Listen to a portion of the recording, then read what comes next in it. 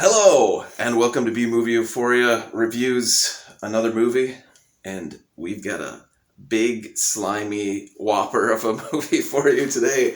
Today, we watched a movie from 1997 called Breeders.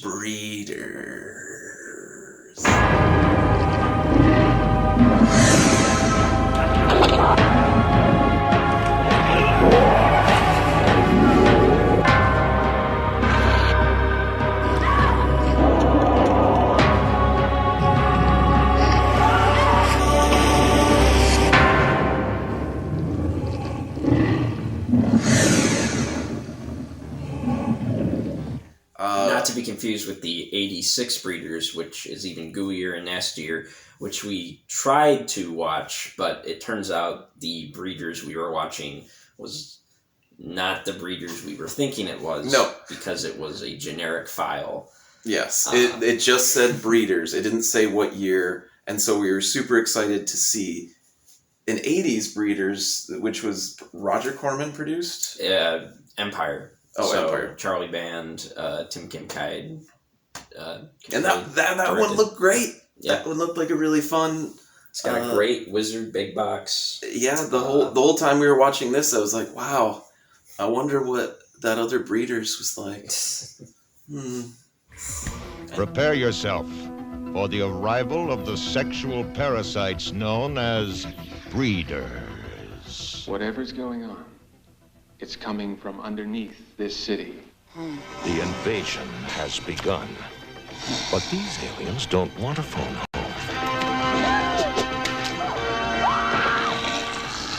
And they don't want to consume human flesh. Anyway, so we watched this Breeders, and Alex, what do you think? Could you give a rundown of the plot? Kind of remarkably similar to the other Breeders. Yeah, I haven't seen the other Breeders, so... It could kind of, I guess, be a remake, but, they only waited 10 years to do it, and it's by different people. Anyway. And also, it's also known as Deadly Instincts. Yes, which is why we couldn't find it on IMDb. Yeah, which is weird. But I remember it being called Breeders because I remember seeing the cover. Yeah, it was... the video store. It had the embossed plastic cover of the alien dude. And he's, coming out at you. Yes. And those embossed covers were so amazing because you could reach out and touch the movie. You could touch it, yes. You could feel it. You could feel the little muscles of the breeder, whatever it was. And it wasn't just that, it was multiple. There were other videos like that. Yeah, there's... I'm sure there's one up here that's embossed. Dead Pit, Metamorphosis, Black Roses. Those are a few of them. Oh, I've touched a Black Roses before, and that's when we showed it at the bunker, and it's very nice. Anyway, this one's called Breeders. It's if you need to look it up on IMDb, and it is actually streaming for free with commercials on IMDb TV as Deadly Instincts. So if you want to watch it. I wonder if that edit is different. Maybe not. I don't know. The version we watched was a Joe Bob Briggs broadcast. Yeah, from... the Monster Vision days. From Monster Vision. Well, the movie we watched wasn't that version, because the version we watched was uncut. Yes. So there were... we don't want to... I'm not going to ruin it for you, but there were some butts in this movie. There are definitely some butts. It takes place in Boston, even though the movie was shot on the Isle of Man, which is a small island that I think is between Ireland and England. But yeah, there's some people who are trying really hard to put on an American accent. A lot of people don't bother. She's fucking dead! And there's a meteor that crashes in front of this college campus in Boston. In Boston.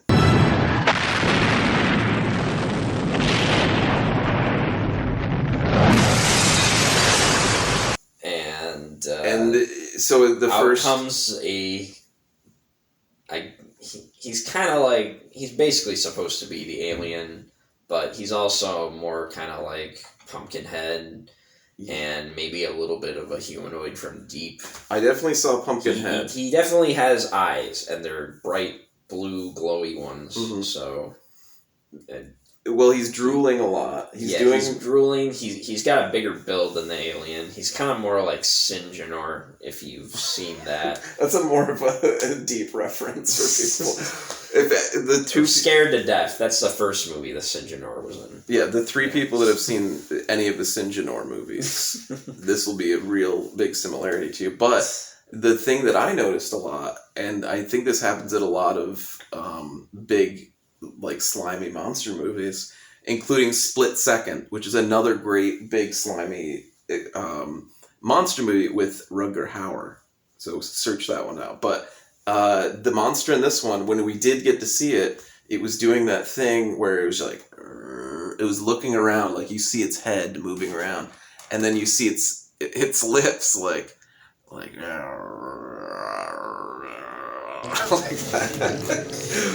But this one in particular, like only one side kept lifting, so it looked a lot like Billy Idol. That's what the asteroid spaceship that has flames coming out of it while it's coming towards Earth. In a pretty good CGI intro scene. It's pretty incredible. Pretty good. The explosions are better though. Yeah. There are some real explosions in this movie, and some of the fakest explosions I've ever seen.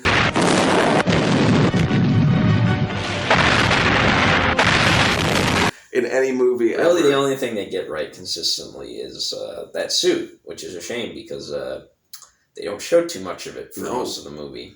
I guess it must have been really clumsy. It seems really clumsy, and it also seems like a lot of it was on a rig. Like, sometimes it would be an actor, which, in particular, the actor that played the alien, the evil killer alien in this movie, also played one of the Manachiwan in The Fifth Element. So there's a little trivia for you there.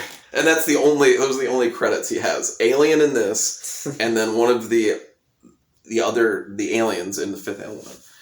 Anyway, so... It's hard to get gigs on the Isle of Man, let me tell you. And there's also another... I guess she's an alien, but she's basically a person with scar tissue on her face. And a ridiculous latex jumpsuit. Yes, so when she crashes with the alien too, and they have a sort of weird relationship, I guess. Yes, so when it crash lands, two beings come out. One is the evil alien, and then the other one is this girl who's just called Space Girl in the credits, and she's played by Kadamba Simmons.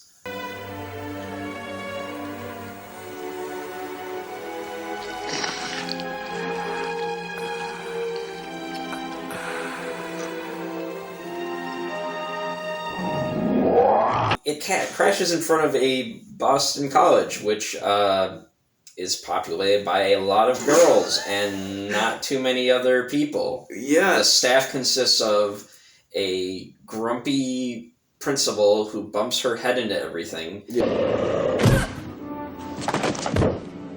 Yes, and always wears a short skirt. A janitor who basically vanishes. Also, he's Scottish, and he's not afraid to hide it. Yeah. So I guess he's Groundskeeper Willie. Well, well, well. Manna from heaven.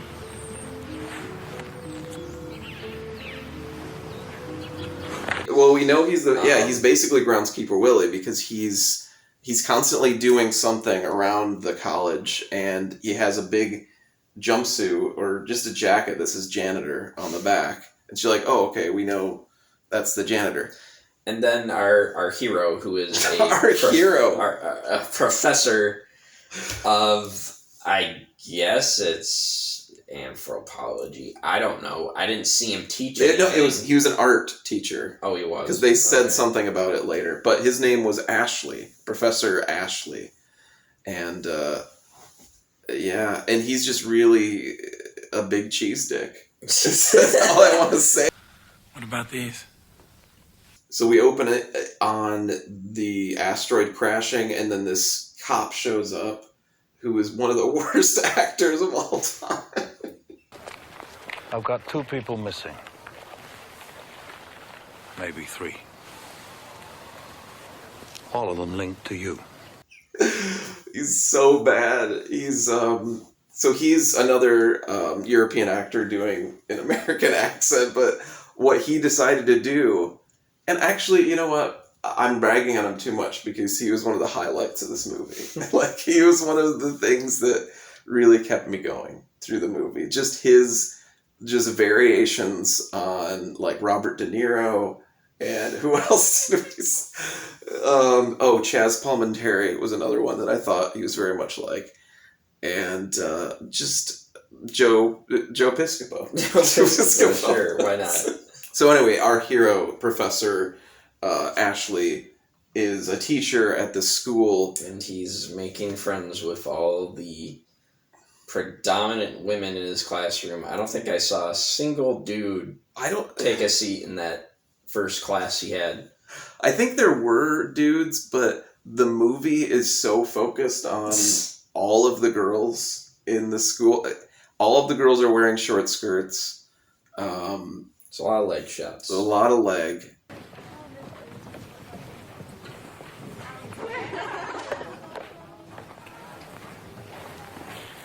Oh, yuck.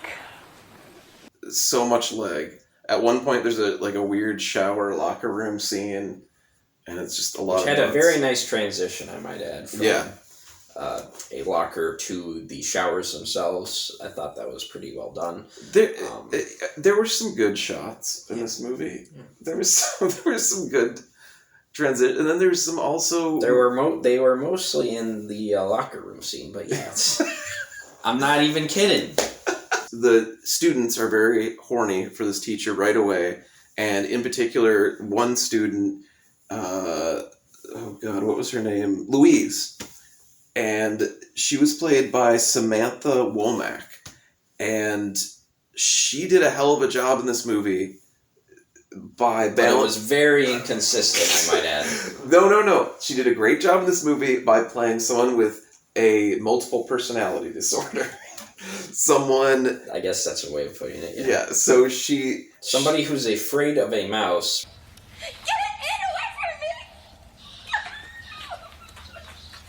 Yes. But later on is shooting her classmates. Yeah, with a... shotgun. Pump-action shotgun.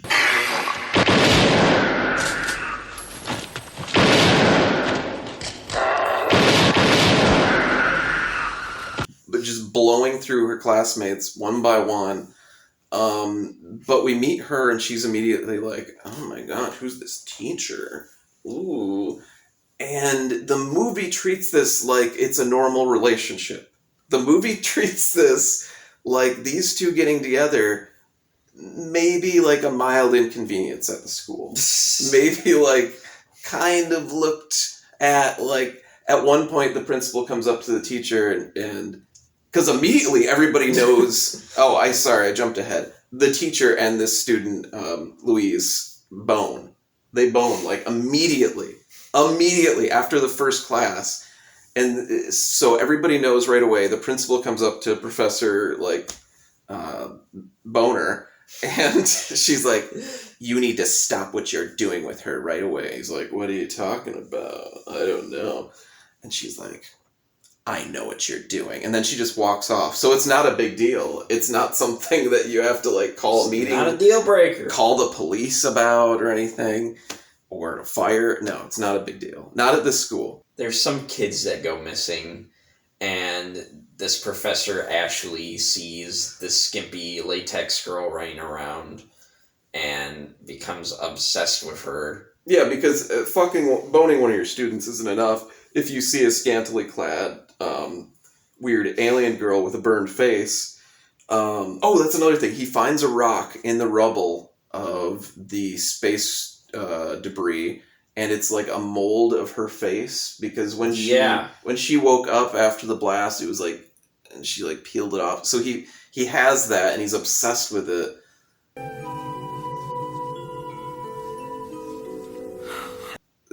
but it's like also everybody else ends up with space rocks too. Even though it was like investigated by police. They don't show it. No. I think you see maybe 2 or 3 people that get space rocks. The janitor goes in there and he grabs a bunch of space rocks. So I think at some point the janitor sells every student girl in the college a space rock, because at one point they're all wearing it. But that scene is not in the movie. I don't know why they want space rocks anyways. Weird. I don't know either. Maybe it was an art project for this art class. Because they're so ugly. You just kind of make up your own plot because, you're not provided one. You're provided with dark caves and a cool-looking monster that shows up every now and then, I guess. So basically... And some nudity from college kids. So he sees the girl, and then... Oh, yeah, that scene was kind of cool. So he sees the girl, and then they, tussle somehow. He attacks her. Basically, he runs after her. He's I think you're one of my students. Hey, come back! You. And then he tackles her, like a complete piece of shit. And then she's like, no, he's gonna come get you. And then the monster comes up from the ground and grabs her and takes her down, and then gives him a scratch. I tried to stop him, but he's too strong. Let me go! I don't understand.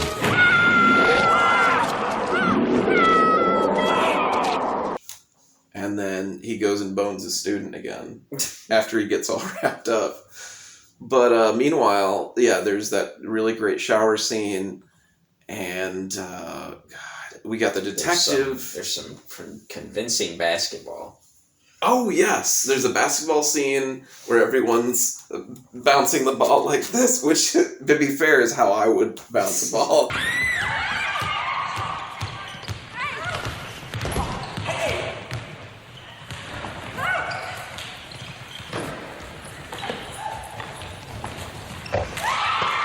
So every once in a while, you don't really see the big breeder guy, but every once in a while you'll see a guy and someone will just be about to say something like, and also, and then it'll be taken away by the breeder. And then you get a little insight into what exactly the breeder's doing. I guess covering people in goo and ice.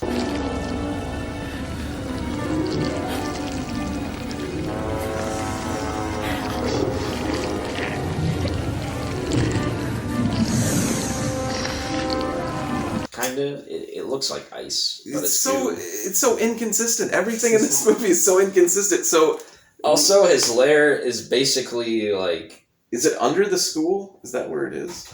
I guess it's more like Lex Luthor's lair in Superman, because it's got an elaborate shimmering pool that has a waterfall above it, and it also looks there's like a lot of pipes, and it's the Ninja Turtles lair. Yeah, it looks like it could be a Ninja Turtles battle arena. I don't know. But what you were saying is that we get to see what the breeder. I'm calling him the breeder because that's what he's doing, I guess. But there's this one girl, and she's completely covered in ice, and the latex wearing girl is with the burn scar is watching her, I guess, because she's. Like you said, she's controlled by this weird pumpkinhead dude. Yeah. So we see that he's putting this girl in ice, and at one point, oh God, okay. Okay, I don't want to jump ahead too far because it's going away. But they call the cops. The cops come in, and they're all heading around in different directions, and that's our alien scene.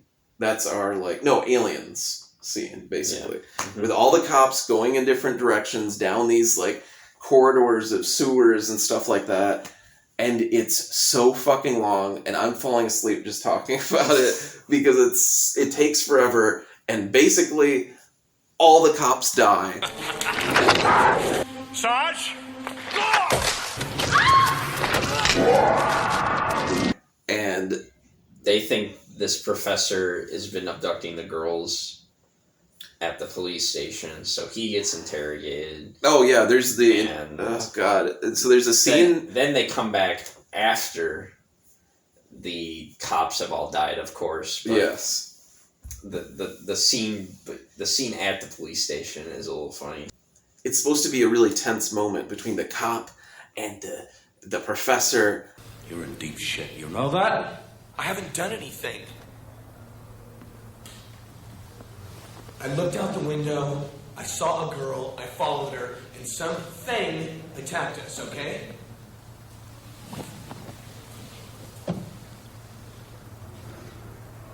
You fucking LeBlanc, Professor. Screw you. I want a lawyer. My guess is you're gonna need one. Asshole. He's such a bad, shitty cop. All he does is smoke cigars and talk like Dennis Farina. Let's just skip to the part where somehow the big breeder alien activates all of their bejeweled necklaces, all of the girls in the school. He activates them and they become just drones, and they start like walking towards the breeder's secret lair. Yeah.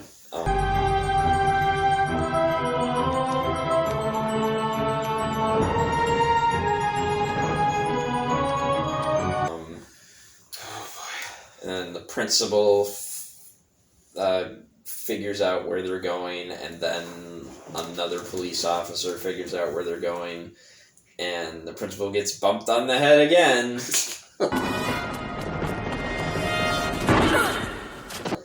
And that cop disappears, and then our heroes arrive.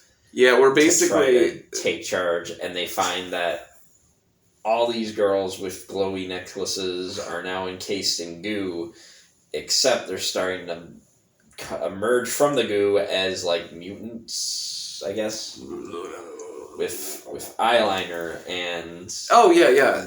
So the movie nails kind of and after like also Louise gets turned into a mutant for a second. Yes. And Latex Lady helps Professor Ashley break free from the spell.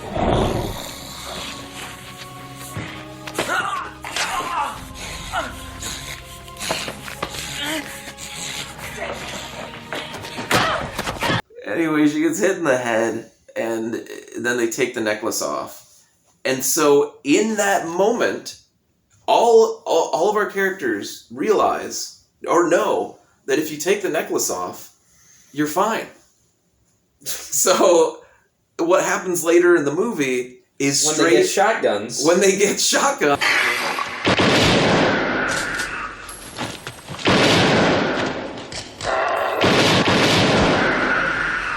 Like, what was their motivation of going down there? Like to rescue the girls and... Oh no, to rescue the girl in latex. Yeah. Basically. Yeah. That was their motivation. The professor says he owes this her fucking one. guy. And the balls on this guy. Louise is like, why are we doing this? And he's like, because we owe her one. We owe her one. Clearly Louise is like, oh, really jealous. And at first I was like, wow, jealous much? But really, he's clearly trying to bone this latex girl too. And the movie tells you that. So we get zombie attacks from the girls who are still wearing the necklaces. And so what do they do? Negligee mutant zombies. Yes, negligee mutant zombies. What do our characters, our heroes do? They start blowing away their fellow students with shotguns. There's like 6 or 8 students gunned down just intensely. And one girl, I think they managed to subdue her, and they still don't take the necklace off. I was just waiting for them to just shotgun her in the face. And then they end up in a pool in a scene that's basically out of Aliens. Yeah, they end up... They get pulled by a current away from the alien, and they go through a pipe that's basically a water slide that leads into the alien's lair, which also has a pool in it.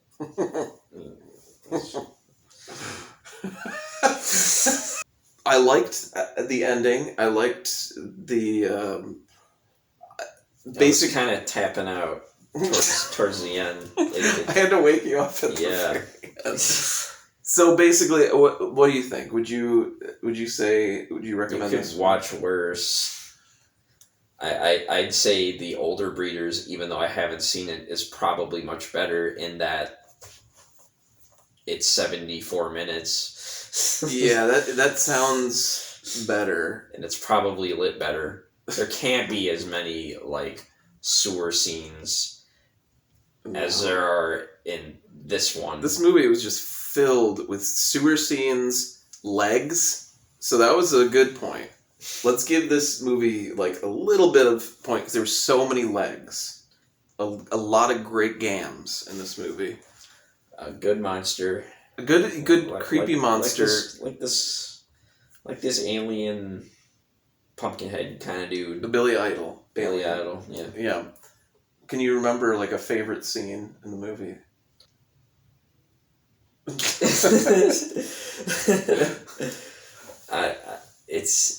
It kind of runs together. Yeah, I thought the basketball scene was quirky because they basically our two leads basically take turns playing grab ass.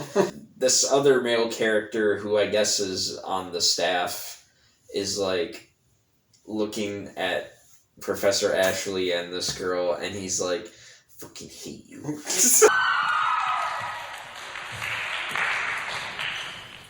You lucky son of a bitch. Come on.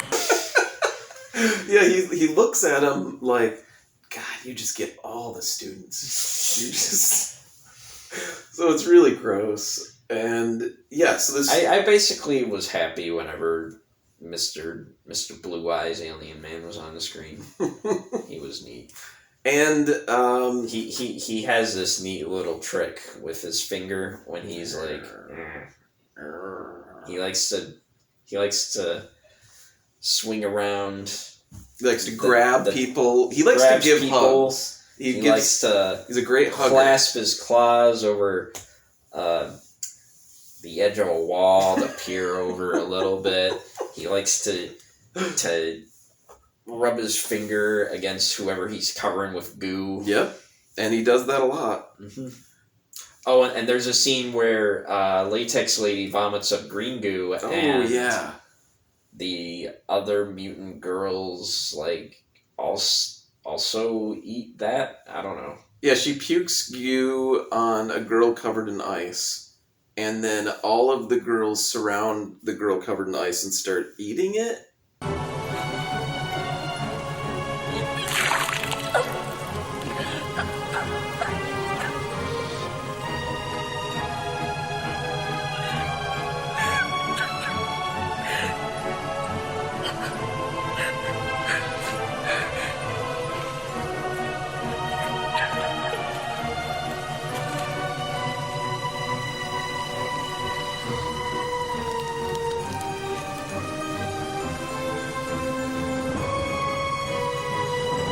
Eating the puke? Or smearing it on them. I don't know. It's like that scene in Troll 2. It was very close to that scene. And it made no sense. A lot of this movie did not make sense. I'm going to say seek it out just because if the uncut version is on IMDb, there's some nice stuff to look at. It's stupid, and you'll probably lose interest about 3/4 of the way, if not halfway through. But it might be a good watch, I think. If you're in the mood for... Did Species come out before this? I think so, which is really sad. Yeah. Because of how bad this is. Because I don't think this movie was just a remake of the 86 Breeders. I think it was trying to ride on Species. Yeah, because it was like a kind of sexually charged creature feature. Yeah. Definitely great for a B movie. There's Decoys too, but I think that came after this too. Yeah. But go for this. See this movie for a school that is really kind of okay with student-teacher relations. see it so you can watch a bunch of European actors trying sometimes really hard to do American accents and sometimes not at all. And track it down on VHS for that cool cover. If you have that cover, please sell it to me. Yes, please. We want I'll happily watch this movie again. If you sell us that tape, then we can touch it. The tape that has this neat cover. Yeah. So if you can send us that tape, and we will touch it on an upcoming video, as like an ASMR kind of video. Yeah, that sounds good. Anyway, so I guess check it out on IMDb. You could check out worse. Yeah, you could see a lot worse. Anyway, thanks for watching B Movie Euphoria's review of Breeder.